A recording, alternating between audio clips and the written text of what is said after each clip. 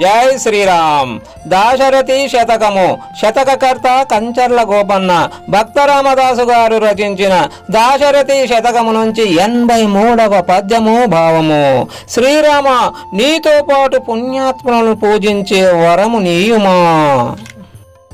సూరిజనుల్ దయాపరులు సూండ్రుతవాదుల లుబ్ధమానవుల్ వీరపతి ప్రతాంగనులు విప్రులు గోవులు వేదముల్ మహాభారము దల్పగా జనులు పావనమైన పరోపకార సత్కార మెరుంగులేరకట దశరథి కరుణాభయోనిధి.